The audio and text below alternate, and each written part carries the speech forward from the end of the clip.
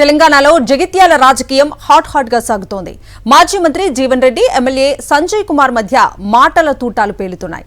మేడిగడ్డ ప్రాజెక్టుతోనే తెలంగాణ రైతాంగానికి మేలన్నారు. తుమ్మిడిహట్టి కట్టాలన్నా కేసీఆర్ రావాల్సిందేనన్నారు.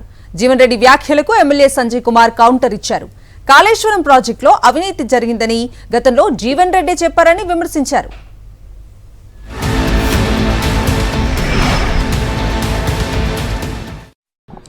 నిజంగానే రేవంత్ రెడ్డి గారికి ఏదైతుందో రాష్ట్రం పట్ల రైతాంగం పట్ల నిజంగా కమిట్మెంట్ ఉంటే వీళ్ళ మేడిగడ్డ వీళ్ళ కురింగిపోయింది ఇవాళ కాదే.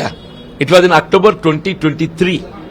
దాదాపు 2.5 సంవత్సరాలు గడిచిపోతుంది. నేషనల్ డ్యామ్ సేఫ్టీ అథారిటీ వాళ్ళు రిపోర్ట్ ఇచ్చి కూడా ఏదైతుందో సంవత్సర కాలం గడిచిపోయిందా.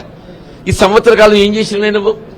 ఈ సంవత్సర కాలంలో ఏదైతుందో వీళ్ళ మేడిగడ్డ పునర్నిర్మాణానికి సంబంధించి మరమ్మతులకు సంబంధించి నువ్వు సాయిల్ టెస్టింగ్ చేస్తావా, దాన్ని మరమ్మతులకు టెండర్ పిలుస్తావా, నిధులు కేటాయిస్తావా?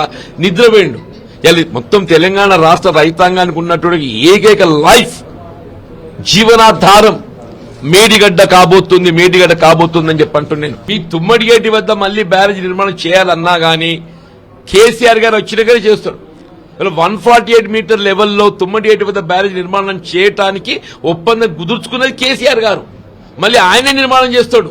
దాదాపు 80,000 కోట్ల పైన ఖర్చు పెట్టిన తర్వాత అది కూలిపోయినా కాలిపోయినా కొంత డబ్బు పెడితే రిపేర్ అయ్యేది ఉంటే చేసుకోవాల్సిందే. అది పూర్తి పనికిరాందని చెప్పి ఎవరు కూడా అన్నారు.